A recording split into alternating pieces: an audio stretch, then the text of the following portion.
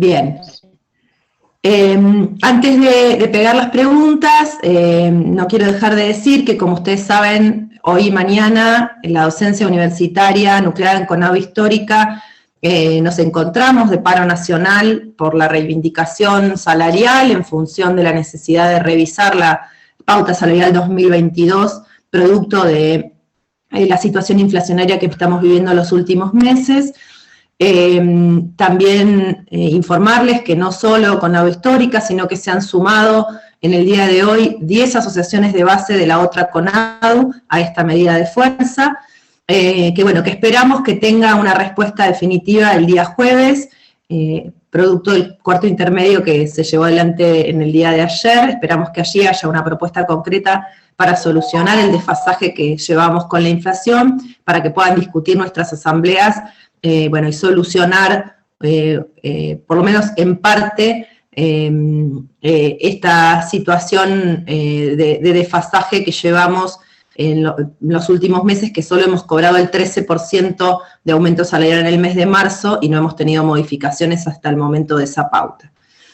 Y en ese marco, entonces, agradecerle a Beatriz y a Paul, ambos profesores de nuestra universidad en la actualidad, Beatriz de la Facultad de Humanidades, Paul de la Escuela de Ciencias Marinas de San Antonio Este, ambos también afiliados a nuestro sindicato, así que todo nuestro agradecimiento de ser parte de esta actividad y de disponerse a conversar con ADUNC y con los afiliados y afiliadas que se están acercando al debate. En este momento pego en forma dividida las preguntas porque no me permite el chat del Zoom copiarlas todas a la vez. Esas son las primeras 5 preguntas. Y, a ver, creo que no me dejaba todas. Voy a pegar hasta la 9, hasta la 8.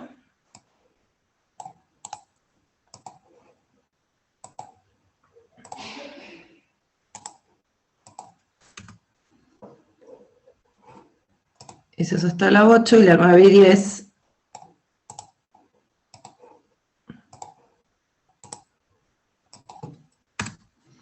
Bien.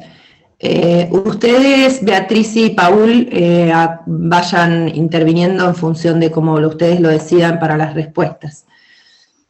Hago la primera pregunta y ustedes, ya quedan habilitados en todo caso para saludar, etcétera, que no les hemos dado la palabra al principio. La primera pregunta tiene que ver con el convenio colectivo de trabajo, si consideran que ese convenio colectivo de trabajo docente ha constituido un avance para las universidades y cómo ven en concreto la aplicación en nuestra universidad. Bueno, buenas tardes a todos y a todas. Gracias al gremio, a DUN, a Mica y a Silvia que nos plantearon esta posibilidad de hablar de esta forma. Muchos por ahí hablamos cuando nos recorrimos las unidades académicas y nos encontramos, a otros no. Y sé que estamos también, que ya escucharon mucho y ya, digamos, les decía yo a las chicas hoy cuando entrábamos que estábamos todos un poco cansados, así que vamos a tratar de ser lo más preciso posible y por ahí dejar más abierto para ir conversando.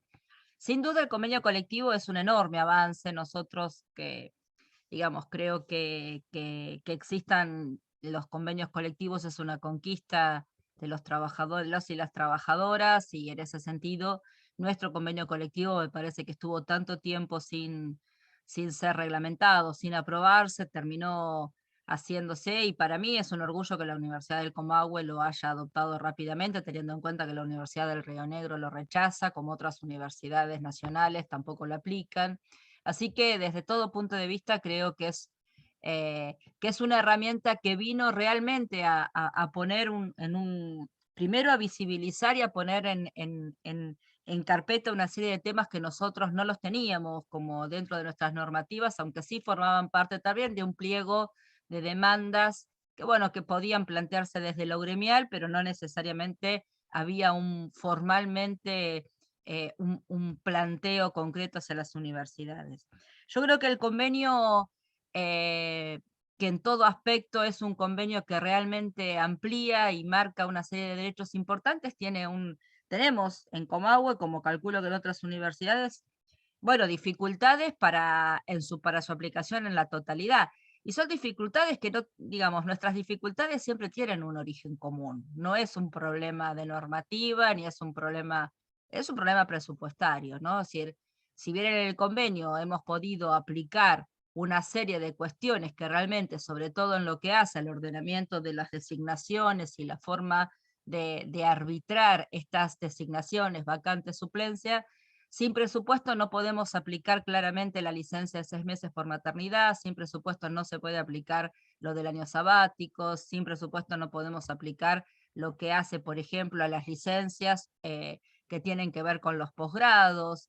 Y en ese sentido creemos que hay una dificultad de aplicación, pero que es básicamente una cuestión presupuestaria. Yo siempre que hable, y para pensar para adelante, lo hago desde la experiencia de la Facultad de Humanidades, de la que fui 8 años decana. No puedo hablar por cómo es en otras unidades académicas, sí tengo una mirada a partir del superior y a partir de ciertas instancias que, bueno, por supuesto dentro de la universidad conocemos, pero la verdad que esa situación hace que, bueno, que haya todavía un desfasaje entre la normativa que es el convenio y la posibilidad de su aplicación en forma total cuando nosotros no podemos, y esto es una tarea pendiente y habrá que trabajarlo, articular un presupuesto que le dé sustento al articulado de ese mismo convenio, ¿no? Es decir, nosotros tenemos este inconveniente cuando absorbemos los 6 meses en las licencias por maternidad, por ejemplo. Bueno, sabemos que el ANSES no paga los 6 meses, el ANSES paga 3 meses, y el resto debe ser absorbido por parte de la propia universidad y la unidad académica en la suplencia, y lo que esto implica es entonces un ejercicio también de administración de parte de las unidades académicas bueno, que nosotros tenemos que tenerlo en cuenta porque tiene que tener el acompañamiento de la administración central, ¿no? El auxilio, si se quiere, a las unidades académicas que aparecen en este contexto. Entonces, como herramienta, me parece que es una herramienta realmente importante que consolida derechos. En la aplicación creo que Comahue realmente lo aplica, no sé, por ahí en el manejo de otras universidades no lo tengo claro, pero en mi entender en la forma de coberturas de vacantes se está aplicando bien, y en otros aspectos creo que tenemos la dificultad que no es la falta de voluntad, sino sencillamente una cuestión bueno, de insuficiencia presupuestaria, ¿no? Y que esto se manifiesta en algunas asimetrías o diferencias de cómo una unidad académica aborda el problema con respecto a otra. Esto me parece que es lo que podría así redondear respecto a la primera pregunta. Bien, gracias. La segunda pregunta tiene que ver más con la paritaria. ¿Cómo evalúan el funcionamiento de la paritaria local docente durante estos años que lleva funcionando? Si creen que hay que cambiar algo en el funcionamiento de la paritaria o si es de su interés que continúe como está. Bueno, primero saludar. Gracias Mica, gracias Silvia por esta iniciativa, sí, gracias a todos los que están participando también, porque creo que estos ámbitos son necesarios, mucho más cuando se habla de un tema tan importante que tiene que ver con un convenio colectivo de trabajo que llevó mucho tiempo que se apruebe, y que, aparte de lo que decía Beatriz también, es nuestra intención es que nuestro estatuto se adecúe al convenio colectivo de trabajo, que es lo que estaría faltando. Lo que nosotros vemos, yo hablo también, como dijo Beatriz, por la unidad académica en la que uno ha gestionado por muchísimos años. Hemos visto un avance importante que vino a cubrir necesidades de muchísimos años de docente. Para mí el funcionamiento, como he escuchado, consultado, viene funcionando muy bien, a tal punto de que gracias a la aplicación del convenio colectivo de trabajo, docentes que estaban a punto de jubilar con más de 35 años, que no habían tenido la posibilidad de pasar por procesos de concurso con una trayectoria impresionante en el ámbito de la docencia, la investigación, la extensión y la transferencia, gracias al convenio pudieron al menos, ¿sí?, jubilarse como docentes regulares de esta universidad, porque fueron interinos por mucho tiempo, ¿sí? Así que hablo con justificación de causa. Inclusive, algunos no lograron y no tuvieron esa posibilidad, ¿sí? En la unidad académica, que hasta hace poco fui director, pasó esto. Y gracias al convenio colectivo de trabajo, ¿sí?, el resto de los que están, ¿sí?, pasaron, al menos hoy, tienen una estabilidad, ya son docentes regulares, ¿sí? Entonces, a mi entender, al entender nuestro, con Beatriz, creemos que la paritaria funcionó bien, ¿sí? Funcionó adecuadamente, se analizaron como corresponde caso por caso. También esto es a modo de conocimiento de nuestra unidad académica, se pudo y se logró articular con los delegados locales que había, no es que hubo paritarias locales, pero sí un intercambio de ideas para saber cómo tramitar los expedientes, la documentación que tenía que traer, así que para nosotros el funcionamiento de la paritaria fue adecuada. Por supuesto que hacia futuro, ¿sí?, los paritarios por parte de la universidad van a ser otros. Entonces, ahí se tendrá que evaluar cuál va a ser el funcionamiento a futuro, pero creo que hasta el momento no habría que cambiar porque las respuestas fueron adecuadas, ¿sí?, los docentes pudieron regularizar, y creo que tendría que conseguir, al menos en una primera instancia, tendría que continuar de la misma manera, porque hubo acuerdos, esos acuerdos se consolidaron, y esa consolidación llevó a la estabilidad laboral, que es lo que buscamos, ¿sí?, en nuestra universidad.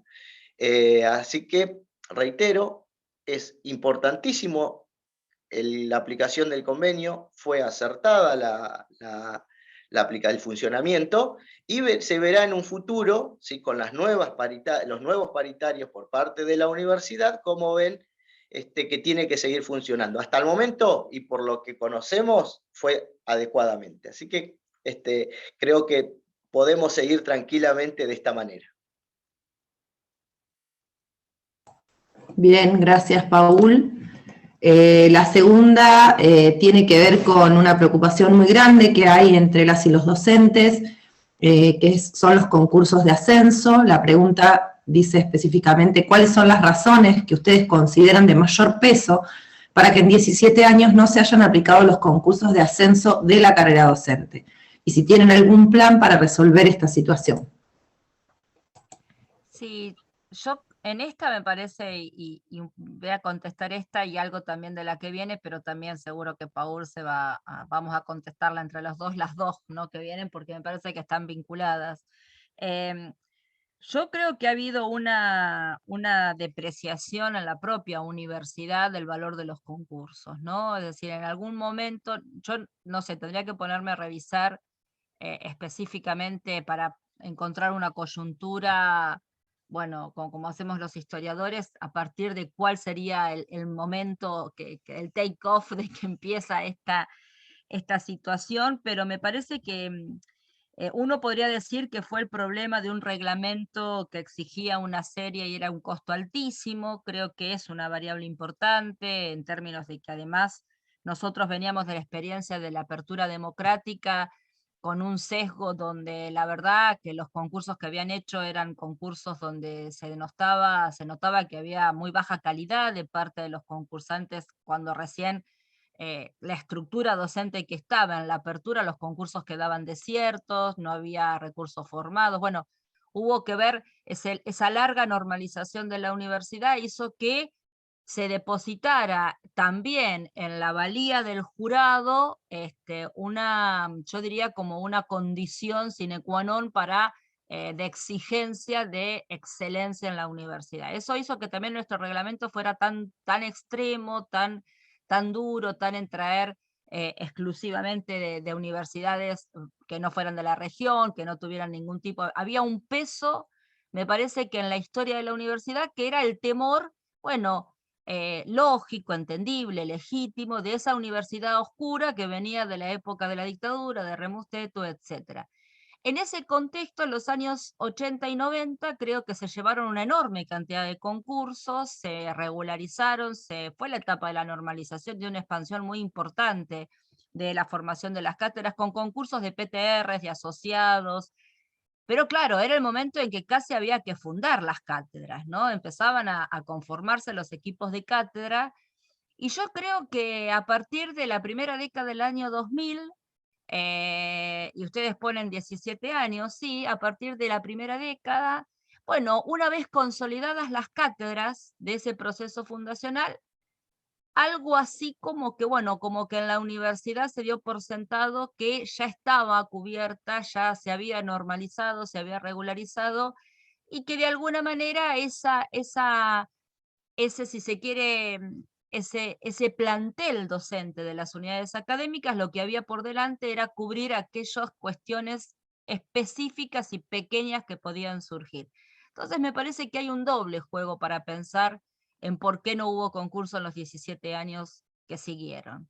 Y yo digo esto porque, y tengo mi caso personal, y por eso lo voy a ligar a lo que viene, a una de las partes de la pregunta que viene, porque por un lado es cierto que tenemos un reglamento muy duro, hoy por suerte ese reglamento se cambió, bienvenido sea, el trabajo es muy valioso, el superior lo aprobó, yo creo que con este reglamento hoy tenemos sí o sí la obligación, porque nosotros seguimos pensando que el concurso es realmente la forma meritoria que tenemos para evaluar la carrera docente, no creemos que nosotros siempre supimos que no es la antigüedad lo que hace justamente ni la permanencia, lo que hace a la carrera docente. No, creo que no hay nadie en la universidad que no sostenga que los concursos y la carrera docente, como la carrera no docente, son los mecanismos esenciales de nuestra evaluación en términos de casa de estudio, de producción de conocimiento, de extensión y de transferencia.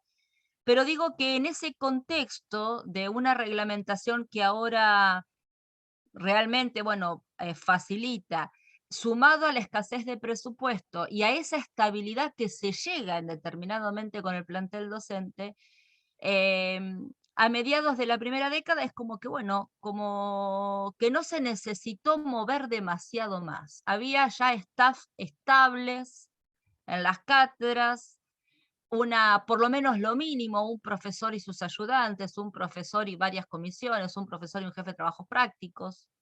Y a partir de ahí lo que vino es un proceso de adjuntización, como mucho, ¿no? Es decir, se fue en la universidad a igualar en los adjuntos, como diciendo, lo nuevo que aparezca, que sea el plantel necesario para, bueno, tener un profesor y ayudantes y que den la materia. Y ese esquema, yo no sé el origen, digo, pero lo hago a nivel de análisis histórico. Ese esquema terminó gestando un gran ejército de profesores adjuntos y las unidades académicas, y ahí sí por presupuesto, porque la planta, porque necesitaban más ayudantes, porque tenían más matrícula, entonces empezaron a utilizar el crédito para sostener comisiones y no para planificar o pensar o de alguna manera justamente en cómo plantearse los ascensos y la jerarquización de esa carrera docente. Digo esto porque, y acá lo vinculo con yo concursé en el año 2006. En el año 2006 concurso, el cargo que se llamaba era un cargo de adjunta. Bueno, el jurado me designa titular, pero el cargo para que yo me presentaba era un cargo de adjunta. Digo que concurso en el 2006 y lo digo ahora, mi ordenanza tiene fecha 2009, es decir, estuvo 3 años dando vuelta el expediente sin ser designada. Por supuesto que interinamente era adjunta, pero regular, recién mi reordenanza regular salió en el 2009 y tomé conciencia de eso cuando fue el proceso de regularización, que dije, ¿cómo puede ser que hubiera pasado 3 años? Y bueno, y volaba, y por ahí anduvo el expediente, vaya a saber qué. Pero ¿qué pasa? Bueno, en el Consejo Superior, no por unanimidad, sí por mayoría, generó una discusión muy importante. El Consejo Superior decide nombrarme adjunta. A pesar de que el dictamen decía titular, insisto, no por unanimidad, sino por mayoría, se vota y se decide que, bueno, que si el cargo concursado era un adjunto y sobraba mérito, bueno, era un problema. En este caso lo que daña no sobra, sería lo que sobra no daña, y bueno, y quedó así. Ahora, con este proceso de reparación histórica que se está planteando, mi caso es uno de los que se eleva, porque sería, no sé si hay muchos en la universidad, pero seguro que hay más casos. Sé que, por ejemplo, tengo otra compañera en la Facultad de Humanidades, que es Alejandra Minelli, que también tiene un caso parecido, o igual al mío. Ahora, en la reparación, cuando yo pregunté en ese proceso de reparación histórica, que era para aquellos que habían tenido, y bueno, fue el año 2006 esto, o sea que pasaron 16 años, no hubo más concursos, ¿no? En la área, orientación y en lo que yo podía concursar. Cuando yo pregunté si esa reparación implicaba que entonces se me iba a dar, porque ya estaba inclusive por edad cerca de la jubilación, el cargo de titular, en aquel momento Lidia López, que era la secretaria académica, me dice, no, en ese caso se va a resolver un asociado. Y la verdad que cuando uno lo mira en la historia, iba a decir, ¿y para qué? O sea, en dos oportunidades, en dos gestiones que no tienen nada que ver, en dos momentos políticos distintos de esta universidad, en dos contextos históricos de país distintos, el concurso termina, bueno, siendo en última instancia el mecanismo por el cual presupuestaria o políticamente la universidad se rige. Por lo tanto, hay realmente un deterioro, se fue construyendo un deterioro de el lugar que tiene el concurso y la carrera docente en la universidad. Cuando es fácil decir nosotros defendemos la carrera docente, lo que hay que plantearse es realmente una política de recuperación y jerarquización de la carrera docente, donde el compromiso sea realmente que el concurso, y si el cargo se llama de adjunto, y tenemos la enorme suerte de que el recurso que se presenta está lo suficientemente calificado para ser titular, pues la universidad deberá buscar, la unidad académica que se deberá buscar la forma, porque lo que interesa precisamente es justamente cómo construimos para adelante en ese sentido la calidad de la enseñanza, de la investigación, de la transferencia. Pongo esto porque lo vinculo en este segundo, porque realmente con el tema de la reparación histórica en función de las regularizaciones, y yo creo que ahí habría que discutirlo un poco más. Yo creo que hay que discutirlo. La verdad que en la mirada sobre esto, bueno, tal vez, no sé, si pensamos en una reválida de pares, si se piensa en una, no está solo el deseo del docente de concursar, ni el deseo de tener un sueldo más alto, ni el deseo de jubilarse, como yo he tenido compañeras históricas, acá están presentes en este Zoom, que están sobrecalificadas y ya se han jubilado como adjuntas.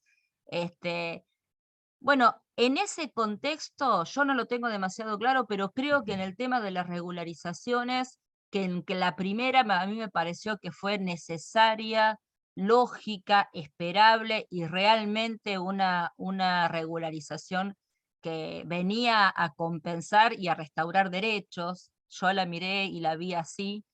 El problema es, por lo menos para mí, el problema o en tal caso el temor es que convirtamos a estas regularizaciones que tienen que ver con procesos en la paritaria como un mecanismo que suplante concursos y la carrera docente. Nosotros no tenemos que ir por ahí, creo que no hay nadie que lo piense de esta forma, pero me parece que en ese estado y esa dejadez que yo digo, parece una inercia institucional, que no creo que sea adjudicable a equipos o a staff de gobiernos. Creo que es una inercia en que la institución se fue construyendo, en la que la institución se acomodó, quedó establecida, y no es casual que aquellos planteles que se conformaron en los 90 son los planteles que ya fueron jubilándose, los viejos PTR, los viejos asociados, y quedó un ejército de adjuntos, ¿no? Para usar términos eh, como para imaginarnos, ¿no? Nos quedó esta gran,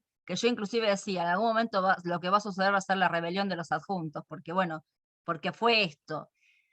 Creo que, bueno, hice lo que hacemos los historiadores, cuando no podemos explicar algo lo historizamos, pero bueno, nada, esto fue, me parece que para poder entendernos por qué no hubo concursos, deberíamos por ahí pisar estos momentos y leernos como institución, sobre las cuestiones que sí o sí a nosotros nos parece, con Paul lo hemos hablado un montón de veces, al momento claramente la carrera docente y los concursos, y habrá que hacer un enorme esfuerzo para sostener el crédito extra presupuestario que está planteado también. Hay un refuerzo que se planteó desde la Secretaría de Políticas Universitarias para esto, no solo para los ascensos de los JTP, de los ayudantes, sino también para los ascensos de la conformación de las cátedras, ¿no? Volver a tener los PTRs, volver a tener asociados, volver a tener adjuntos. Nosotros creemos que eso es un camino que casi, cuando decimos esto de refundar la UNCO, y yo me lo estoy imaginando también en ese proceso de normalización de finales de los 80, 90, ¿no? Hay que volver a reconstruir, casi que diría yo, volver a pensarnos en planteles docentes jerarquizados, con sus cátedras completas, y con densidad para volver a movilizar las carreras, ¿no? En eso estamos pensando. Paul, para mí fueron las dos, ahí te dejo. Yo te voy a dar por respondida las dos, Beatriz. Bueno, dale. Igual quiero también aportar de las dos, porque bueno, creo que hay cosas para sumar. Por ejemplo, yo creo que fue muy, muy bueno y acertado allá por el 2013, cuando se transparentó el crédito docente. Entonces cada unidad académica sabía con qué contaba. Posteriormente, con la implementación del sistema Mocoví docente, cada uno podía saber qué tenía. Pero eso, en cuanto a la carrera docente, creo que después retrocedimos un poco, porque cuando se jubilaba una persona, como nosotros sabíamos que teníamos, a su vez que hubo unidades académicas que fueron creciendo en cuanto al número de alumnos, necesitaban más docentes, fue perjudicial, porque si se jubilaba un PTR de dedicación exclusiva, la unidad académica estaba necesitando contar con más docentes y se fue degradando también por ese mismo motivo. En vez de cubrir nuevamente el cargo, llamar a concurso, invertir, por supuesto, en los gastos operativos para que se lleve adelante, se terminaron cubriendo en algunos casos por concurso regular, pero mayoritariamente por concurso interino, cubriendo un cargo con otros 4. Entonces creo que hubo una degradación importante también, por contar con qué se tenía. Y creo que es cuando nosotros preguntan si hay un plan. Por supuesto que el plan que nosotros tenemos es jerarquizar a través de los programas existentes, a través de buscar mayores recursos financieros y presupuestarios, y volver a tener el plantel docente, las cátedras conformadas, ¿sí?, con la categoría que corresponda, ¿sí?, avanzar en los concursos para cubrir los cargos de profesor asociado, profesor titular, por supuesto avanzar de ayudante de primera, JTP también, con los auxiliares, e incrementando las dedicaciones, y de esa manera creo que estaríamos recuperando, ¿sí?, y dándole la importancia que merece la carrera docente. Y en cuanto a la reparación histórica, creo que, por supuesto que coincido con lo que dice Beatriz, lo venimos hablando muchísimo. También hay una necesidad de reconocer, en el caso de Beatriz lo argumentó muy bien por su situación. En el caso nuestro tuvimos también muchos docentes que están en condiciones de tener una categoría superior a PAD, tranquilamente PTR, y al no tener concursos se vieron afectadas. Por supuesto que el objetivo final nuestro es jerarquizar la carrera docente, pero para eso, por supuesto, somos conscientes de que vamos a tener que conseguir mayor presupuesto, mayor financiamiento, y es lo que nos hemos propuesto hacer. Así que bueno, era para sumar a lo que decía Beatriz. Gracias a ambos. Como decía, les doy por contestada las dos, así vamos avanzando. La próxima tiene que ver específicamente más con las dedicaciones docentes, algo decía recién Paul. ¿Han evaluado la situación actual de la planta docente respecto de las dedicaciones? ¿Tienen algún plan para revertir el proceso de precarización que significa contar cada vez más con dedicaciones simples y parciales en desmedro de las dedicaciones exclusivas? Bueno, ahí Paul, vos recién estabas respondiendo, era lo que decía Paul. Sí, sí. Bueno, muchas veces hablamos con las experiencias que tenemos en cada una de las unidades académicas, y lo que hemos visto es esto: la precarización es tal que contamos con la mayoría, ¿sí? Y esto lo hemos visto en todas las unidades académicas que hemos visitado, inclusive con carreras completas, como es enfermería, donde la mayoría de las dedicaciones son simples, inclusive en algunos casos ni siquiera logran conformar los equipos de cátedra. Para nosotros es fundamental avanzar hacia dedicaciones exclusivas, pero también, ¿sí? Como dije antes, justo no había no había escuchado la pregunta esta, el objetivo es también en la categorización, avanzar hacia los cargos de profesores asociados y titulares. Creo que es la mejor manera que nosotros tenemos de reconocer nuestros docentes, que desde ya, por supuesto que tenemos recursos humanos sumamente valiosos y en condiciones de acceder por concurso a este tipo de categorías y dedicaciones. Y esto lo que nos permitiría también trabajar en otras actividades y que no queden solamente en la docencia universitaria. Nosotros nos proponemos también fortalecer la investigación, la extensión, la transferencia tecnológica, y de la única manera es incrementando las dedicaciones. Para eso, por supuesto, que vamos a tener que trabajar, vamos a tener que gestionar en los ámbitos que correspondan. Desde cada unidad académica lo hemos hecho para otras cuestiones.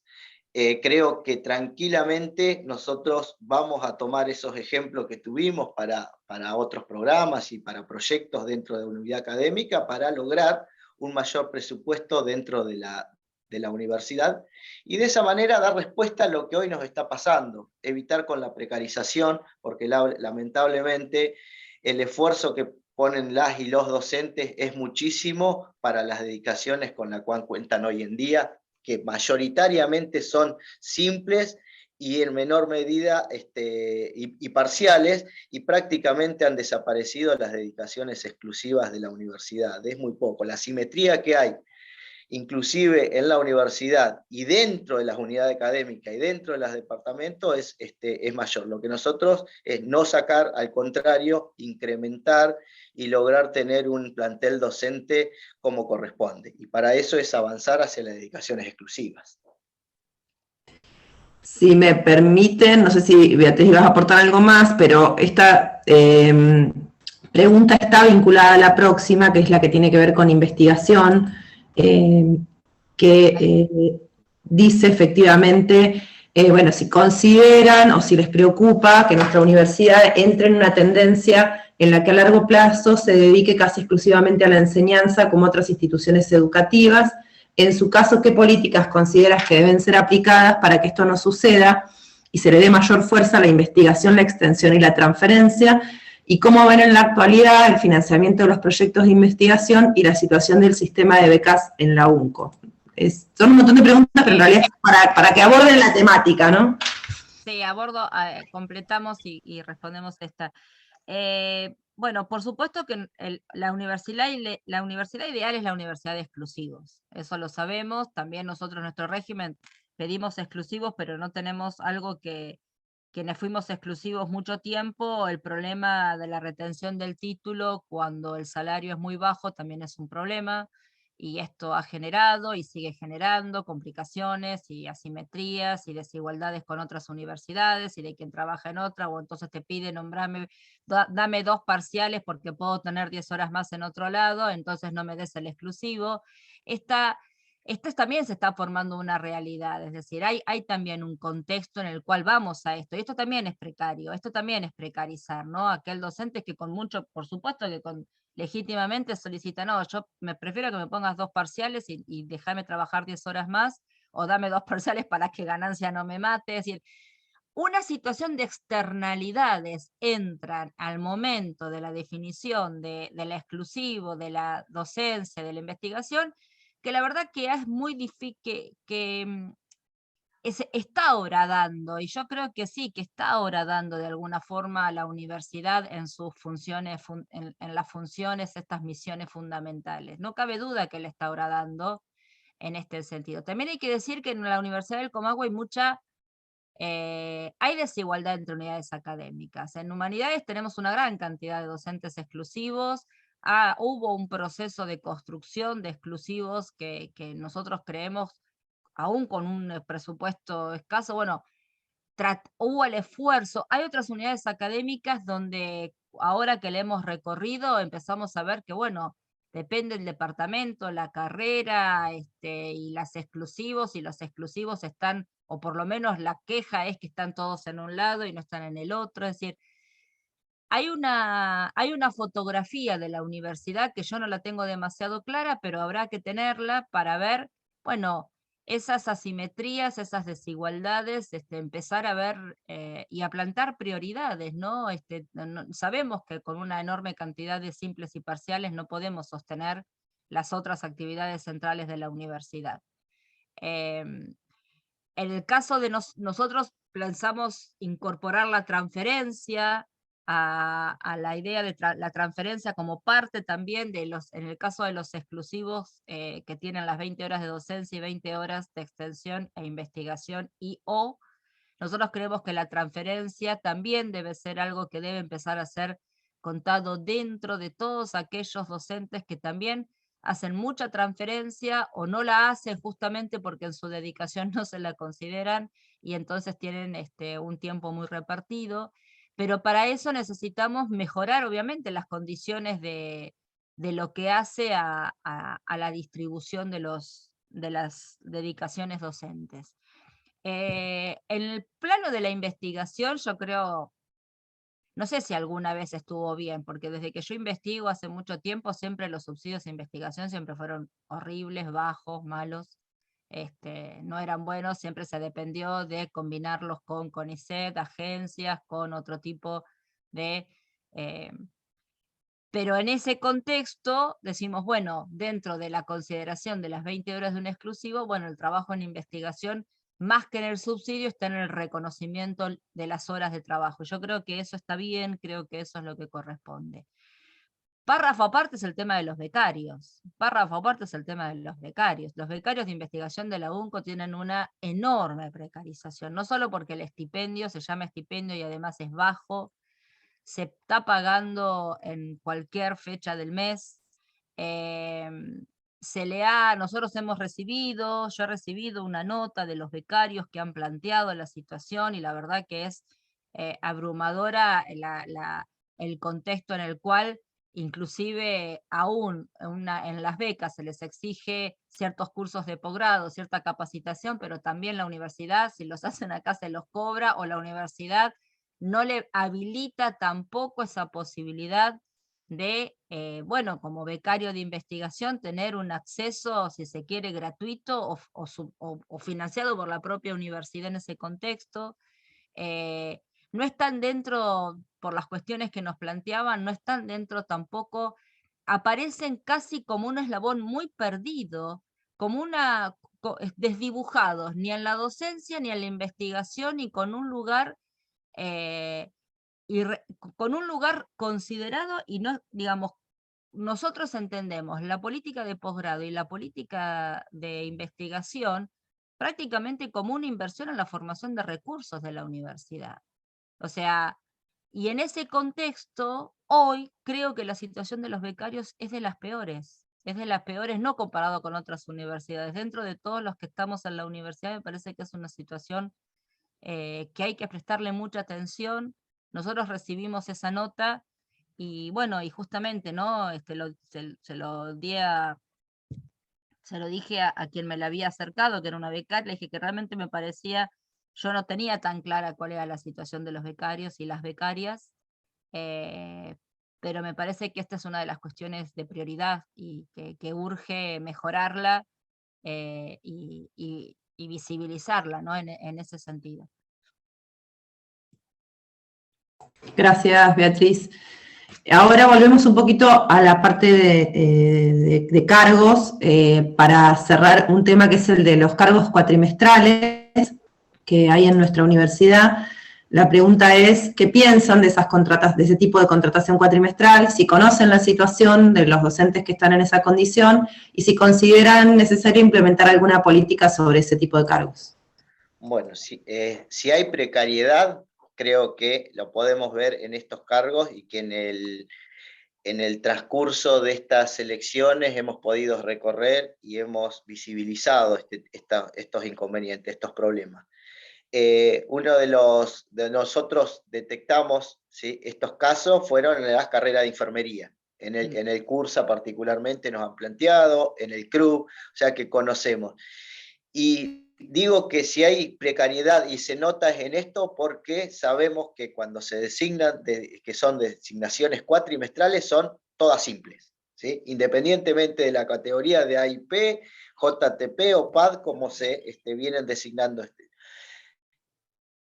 Esto creo que, bueno, nosotros en su momento avanzamos, hablo también por la unidad académica, avanzamos y creo que la política que implementamos nosotros fue anualizar los cargos, ¿sí?, teniendo en cuenta que nuestras designaciones son por áreas y orientaciones, entonces pueden cubrir otras materias dentro del departamento, dentro del área, dentro de la orientación. Así que hay políticas para implementar. Creo que hacia ese lugar tenemos que avanzar y por supuesto que está atado también, ¿sí?, a la jerarquización posteriormente, al aumento de categoría y aumento de dedicación, ¿sí?, que es donde tenemos que avanzar. Ahora, el problema existe y lo que nosotros tenemos que hacer es, volvemos a lo anterior, a través de programa, a través de un mayor presupuesto, anualizar este tipo de cargos y por supuesto que llamar a los concursos para que tampoco sean interinos, porque muchos de los casos son interinos, a excepción de que a través de la implementación del convenio colectivo de trabajo se han logrado regularizar muchos cargos, pero siguen existiendo y es lo que nosotros queremos erradicar. Es lo que no debería existir, cargos cuatrimestrales, porque no se puede proyectar, mucho menos pensar en lo que estaba respondiendo Beatriz y que algo había mencionado yo en cuanto al trabajo, a la pertenencia en la universidad, avanzando en otras cuestiones y que no queden solamente en la docencia. Pasar por investigación, por extensión, por transferencia tecnológica. Y eso se logra si se anualizan y se incrementan las dedicaciones.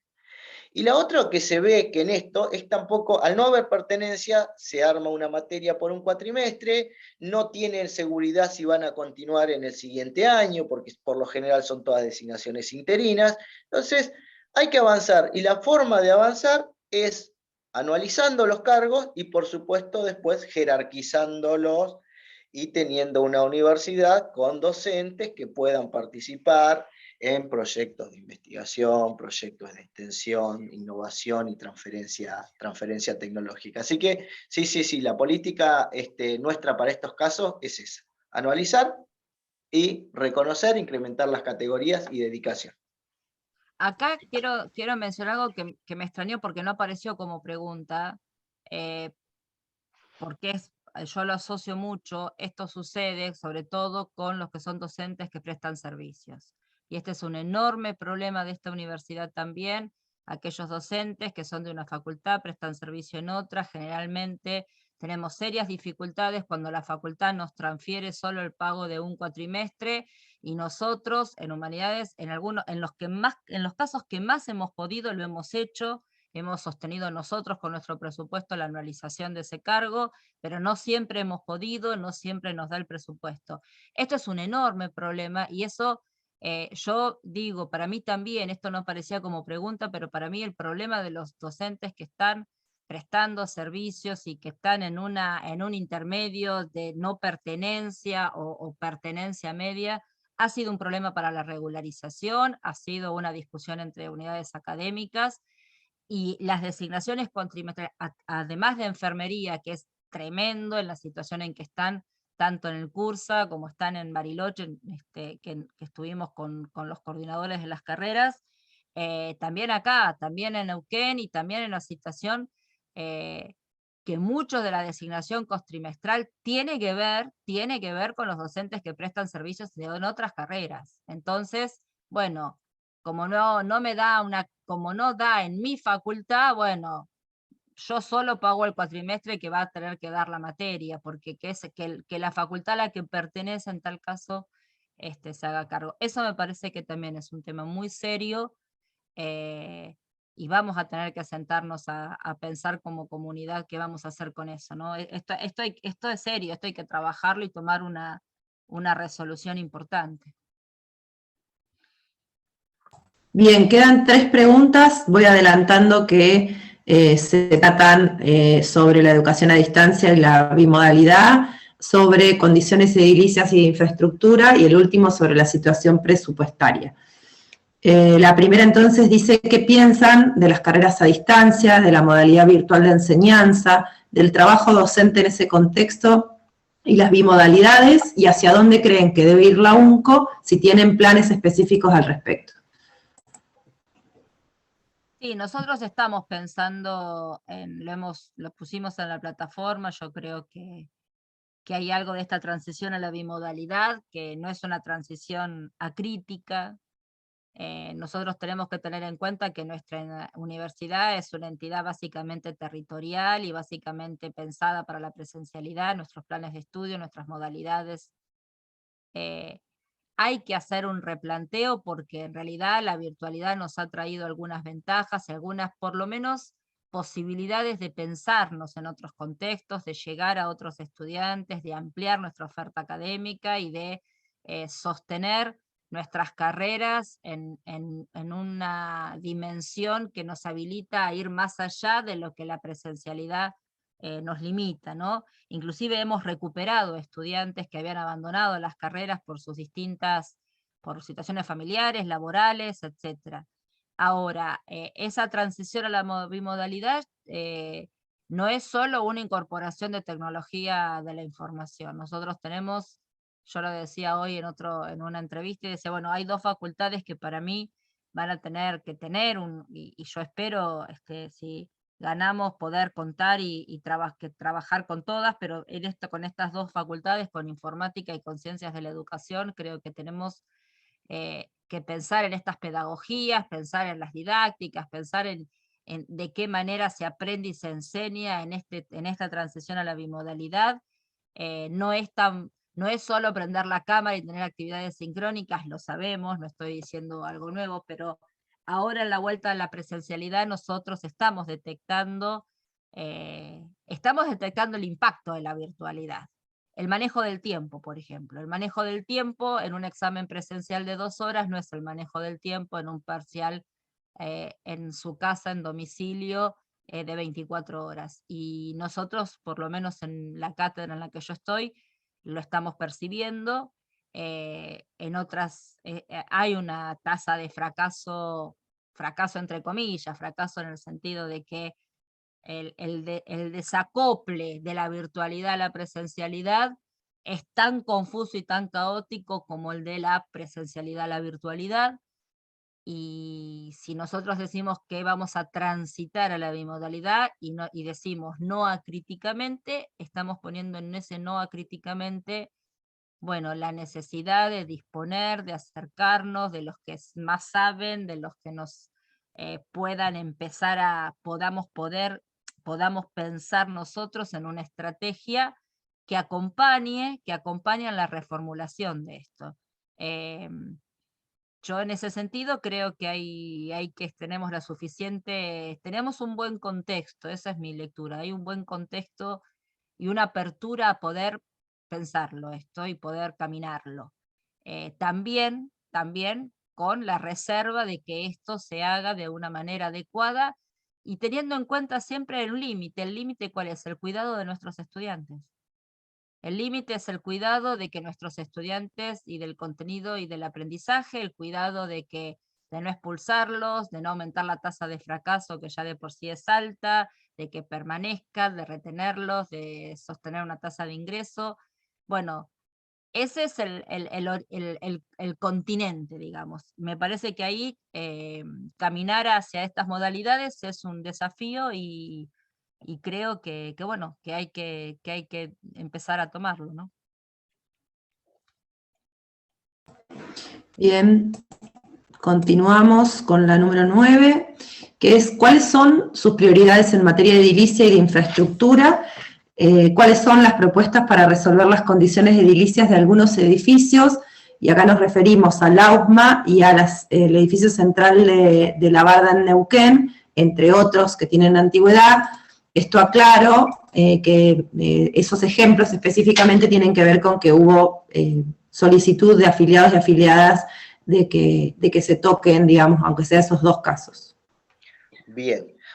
Yo creo que acá, creo no, nosotros consideramos que tenemos que separar en dos partes, ¿sí?, lo que es infraestructura. Una que tiene que ver con edificios nuevos, que tienen que construirse, y el otro tiene que ver con la reparación, ¿sí?, conociendo la antigüedad que tienen nuestros edificios, principalmente los edificios más antiguos, ¿sí?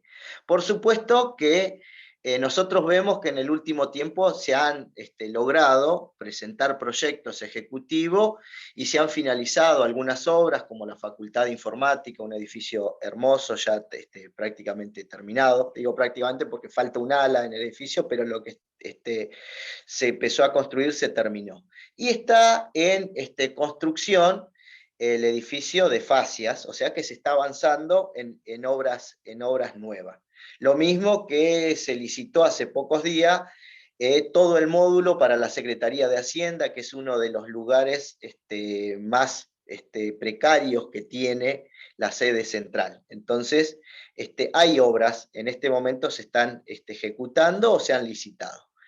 En cuanto a la división en dos aspectos, y el primero de ellos en obras nuevas, creo que hay algunos proyectos que están en marcha y que nosotros queremos llevar adelante. Uno es la Facultad de Lenguas. Para nosotros creo que se construya la Facultad de Lenguas es una necesidad urgente, es la única unidad académica hoy que no cuenta con edificio propio, considerando que FASIA se está construyendo.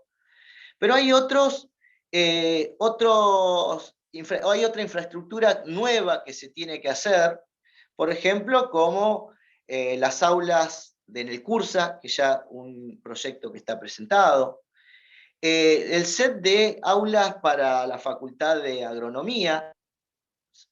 Entonces, hay proyectos que nosotros queremos continuar, ¿sí? Queremos ver el estado de situación y, por supuesto, gestionar ante los organismos que correspondan para darle prioridad a las obras nuevas. Y el segundo aspecto tiene que ver con el mantenimiento, ¿sí?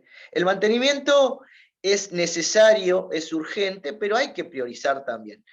Nosotros nos hemos comprometido con las distintas unidades académicas, aquellas que lo necesitan. Por ejemplo, voy a dar un ejemplo. Informática hoy, con el edificio nuevo, no tendría las necesidades que tiene la Facultad de Ciencias Agrarias, donde tiene un edificio de más de 100 años, donde urgente hay que construir oficinas, porque donde está funcionando la administración está con problemas gravísimos. Lo mismo que en el CURSA. En el CURSA, en las visitas que hemos hecho con Beatriz, vemos que un problema muy grande hay en los techos del edificio por la antigüedad que tiene. Y eso nosotros tenemos que avanzar rápidamente, porque es una cuestión de urgencia y seguridad de todo el personal, ¿sí?, docente, no docente, estudiantes, y todos aquellos, la sociedad que utiliza el espacio de la universidad para actividades sociales. Vamos a avanzar por eso, vamos a reunirnos con cada unidad académica, vamos a analizar cuáles son las necesidades que tienen y a partir de ahí ver prioridades y dentro de las prioridades avanzar en una primera etapa con las urgentes. Vuelvo a reiterar, el CURSA necesita urgentemente ver el techo. Agrarias necesita que las personas que están en la parte de administración salgan de ahí, tengan otro lugar. Y así en varios de los edificios. Y por supuesto hay otras obras que hay que trabajar en administración central, que eso, ya lo hemos visto. En el caso de San Martín, para no pasar por alto, también visitamos San Martín. El problema de San Martín hoy es la calefacción principalmente. Tiene un edificio, si bien es antiguo, está en buenas condiciones. Inclusive nosotros en la visita nos comprometimos, no por la gestión, porque en realidad más por la administración que uno viene llevando adelante desde la unidad académica. Me pidieron, en este caso particular, me voy a autorreferenciar, una colaboración para que en la parte administrativa uno pueda seguir la tramitación del expediente. Por suerte, se logró de que se paguen las calderas, o sea, hoy las calderas están pagas, esto lo puedo certificar porque le envié el comprobante de transferencia al proveedor, al nuevo director, Ariel Mortoro, del asentamiento San Martín de los Andes, y el proveedor, una vez que recibió, ¿sí?, la transferencia, tenía 15 días para enviarla desde Buenos Aires hasta el asentamiento. Ahora surgió otro problema. El otro es la instalación. Cuando veíamos cuánto podría llegar a salir la instalación, ellos pensaban que rondaría entre los 100.000 y 150.000 pesos, pero cuando recibieron el presupuesto estaba arriba de los 600.000. Para eso les sugerimos cómo trabajar, para que cuando lleguen las 2 calderas que se compraron, cuenten con ese financiamiento. Ahora es algo de que todavía no nos corresponde a nosotros, hemos colaborado, pero sin duda de que si eso no se resolvió en las elecciones y llegamos, son necesidades urgentes, así como tiene San Martín, que también hay en otros lugares, y la falta de calefacción es prácticamente imposible trabajar en las condiciones cuando estamos en plena etapa de otoño, próximo a llegar al invierno. Así que, bueno, creo que más o menos pasé por toda la pregunta. No sé si algo más, o Beatriz quería sumar algo. Bien. Bueno, entonces vamos con la última. Si hay alguien que esté pensando alguna pregunta, la pueden ir incorporando al chat. La última pregunta tiene que ver con el presupuesto, cómo analizan la situación presupuestaria de la Universidad del Comahue y la relación con la Secretaría de Políticas Universitarias.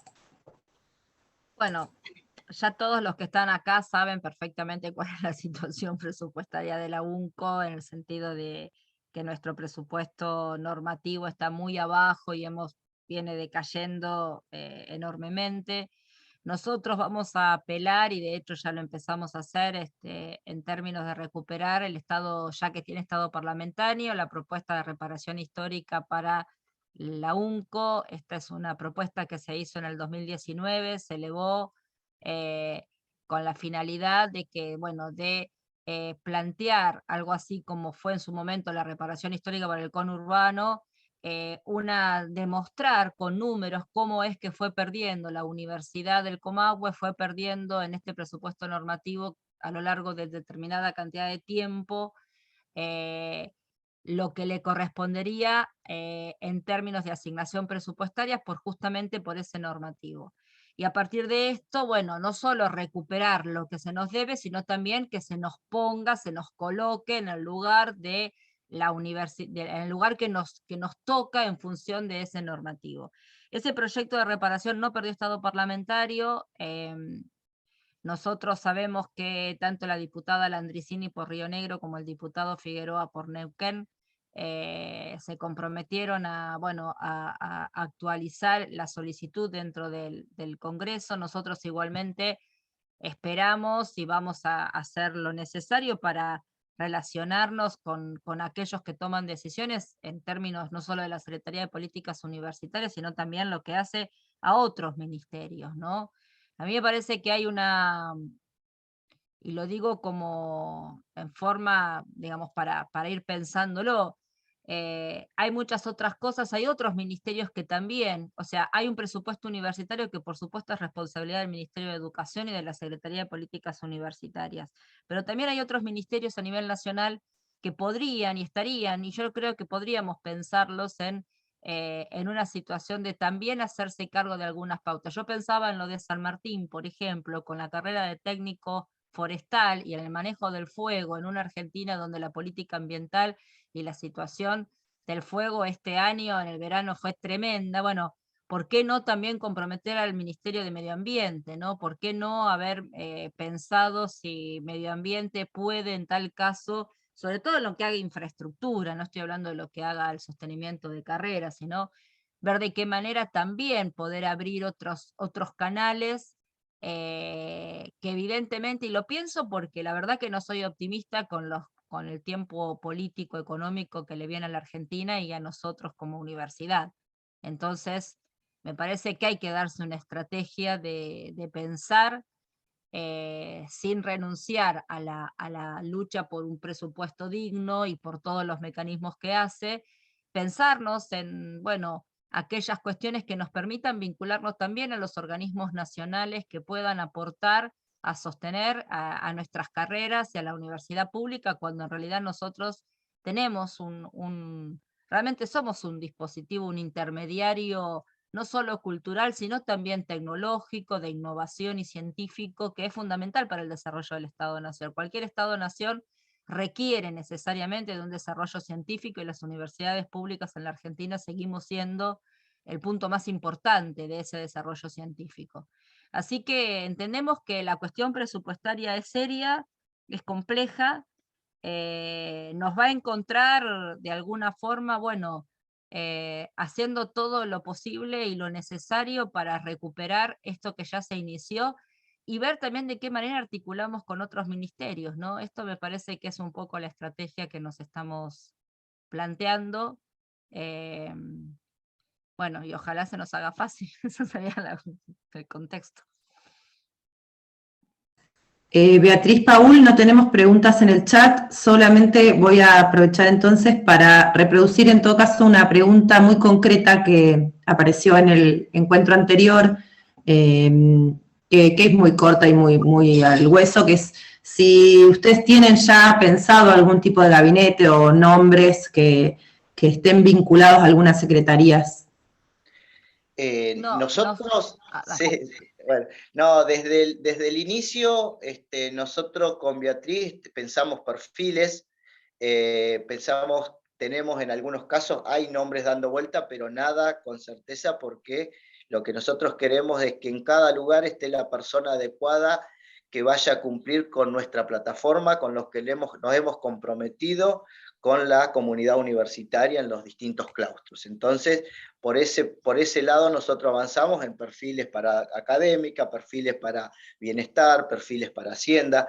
Cada una de las áreas importantes, o sea, todas las áreas son importantes, pero el objetivo nuestro es, una vez si llegamos, como decía Mica, es decidir cuáles son las personas que reunirían los perfiles que nosotros estamos necesitando para cumplir con lo que hemos prometido. Nosotros no tenemos, y algo por ahí para mayor certeza, no hemos comprometido ninguna secretaría por alguna otra razón que no sea la agenda de trabajo. No hay ningún nombre ni ninguna secretaría comprometida porque eso nos beneficie para llegar a ganar las elecciones. Sabemos y coincidimos en que los únicos cargos que no son removibles son los cargos selectivos, porque esa es la democracia. Y si el electorado universitario elige, me parece que eso. Ahora, el resto de los cargos, esa frase de funcionario que no funciona, creo que todos tenemos que, bueno, nosotros no nos podemos dar el lujo en este contexto tan difícil de retrasar lo que es urgente y aplazar lo necesario, porque en algún momento hemos acordado y no nos fue. Por eso fuimos muy cautos con Paul y dijimos, bueno, vayamos con la agenda de trabajo y veamos qué vamos a construir y quién es la persona indicada. Y también con tiempo, ¿no? Si funcionamos bien y si no funcionamos, bueno, es la universidad, cómo no nos vamos a dar la oportunidad de cambiar lo que haya que cambiar e innovar en lo que haya que innovar. Así que lo único que tenemos claro es que no hay comprometido, no hay ninguna secretaría que deba ser cubierta por alguna otra razón que no sea la agenda de trabajo y la plataforma que nosotros estamos proponiendo. Bueno, si es así, les agradecemos especialmente a Beatriz y a Paul esta posibilidad. Agradecemos a los compañeros y compañeras que se han sumado. Les recordamos que tanto este encuentro como el anterior, que fueron grabados, van a ser compartidos sus links para quien quiera repasar las intervenciones, las respuestas. La verdad que reitero el agradecimiento porque es un hecho bastante inédito, digo, por dos cuestiones. La primera es que las dos fórmulas rectorales que están en la contienda del balotaje, digamos, se sometan a una conversación en un ámbito gremial. Me parece que eso es valorable. No creo que pasen muchas universidades, la verdad, que el sindicato docente pueda convocar a las fórmulas rectorales en este marco. Y lo segundo es que haya sido a través de este mecanismo de la virtualidad, nos permitió un poco abordar esa complejidad territorial que tiene la UNCO, que no nos permite hacer reuniones en vivo y en directo, cara a cara, por ejemplo, con una fórmula de esta naturaleza, en un mismo espacio a docentes de tan diversas facultades, asentamientos o sedes. Así que la verdad que es muy fructífero, me parece, ambos encuentros, poder conversar sobre temas específicos, digo, porque ustedes vienen haciendo reuniones en los asentamientos, pero en este caso el ámbito gremial era una preocupación para nosotros. Por supuesto que no nos da lo mismo que es lo que pase en nuestra universidad en los próximos 4 años, y por eso nos interesaba tener como el registro de su opinión sobre algunos temas muy sensibles para nuestro sindicato y especialmente para la planta docente de la UNCO. No sé si quieren cerrar con algo más. No, yo agradecerles nuevamente al espacio, a los compañeros y las compañeras que están acá sentaditas, yo pienso sentaditos escuchando, y bueno, la verdad que lo que tiene esta universidad de bueno es que pasa esta situación y vamos a volver a caminar los mismos pasillos y los mismos corredores, y bueno, vale la pena por ahí saber que con quienes hablamos y que lo que estamos planteando puede ser también, bueno, en otro momento, siempre se puede pedir explicaciones, ¿no? Por lo que uno dice. Así que en ese sentido, bueno, también gracias por la oportunidad y la escucha. Bueno. Me subo para despedirme. Gracias, Mica, gracias, Silvia, por haber organizado, ¿sí?, este encuentro, y agradecerles también a todos por escucharlos, por la paciencia. Sabemos del horario, esto está bastante extendido en el tiempo, y sin embargo, bueno, veo que hay muchos participantes que se quedaron a escuchar, y eso para nosotros también es sumamente valorado. Así que muchísimas gracias, y esperemos encontrarnos en otros eventos, en otras oportunidades. Bien, sí, gracias. Alrededor de 50 compañeros y compañeras estuvieron participando de este Zoom, más los que estuvieron en el anterior. La verdad que un número importante de docentes que han participado en los debates. Gracias, hasta la próxima.